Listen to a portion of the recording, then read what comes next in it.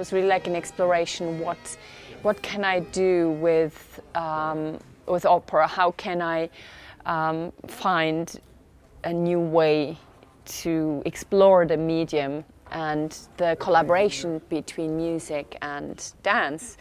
And so I tried to really create a whole body, not following the hierarchical rules that are usually in opera, but really everybody is telling the story, everybody is together and using different fields that they're not so used to. Also, like the choir is really physically involved. Also, they are also dancing. Well, I really interpret it very, very free. I'm very associative in the way I interpret, but I'm really following also the line and the score and the libretto. But I choose really my own imagery to develop the themes of the piece. I think it's actually also a very contemporary story, because Aeneas comes from a burning Troia from the war, the Trojan War, and is like a refugee actually, with arriving with his friends or with his companions, arriving in Carthage, where the queen of Carthage, Dido, is reigning. They fall in love, and then they're pulled apart by destiny, or also by Aeneas'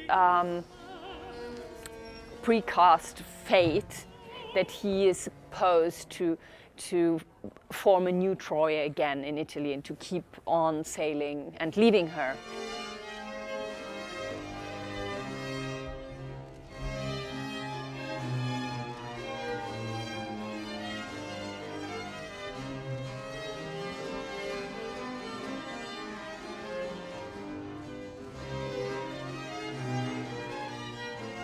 I'm very much involved in the set design, because for me the space is very important to where I work choreographically.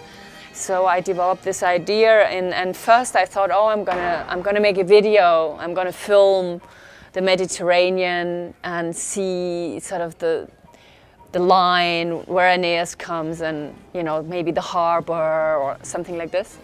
And then I went into the idea of blue and of water, and at a certain moment there arrived the idea of a tank, to have it really physically, because I wanted to work with the elements. So there's water, air, and fire in the piece. I worked with two set designers together, and they made it.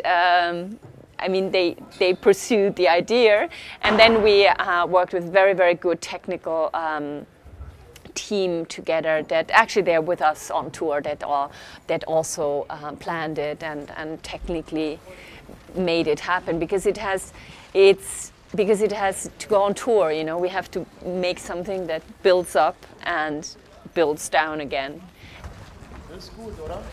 This production hosts a lot of people that are in the field of music or in dance, because we have a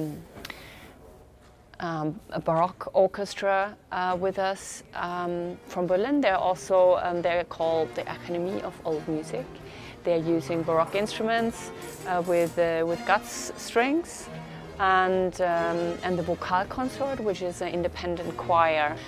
And I really, for me, it was a big adventure to try to mix the different elements to create sort of a Gesamtkunstwerk, and to create a contemporary version of Baroque opera. So really, what can Baroque mean today for us?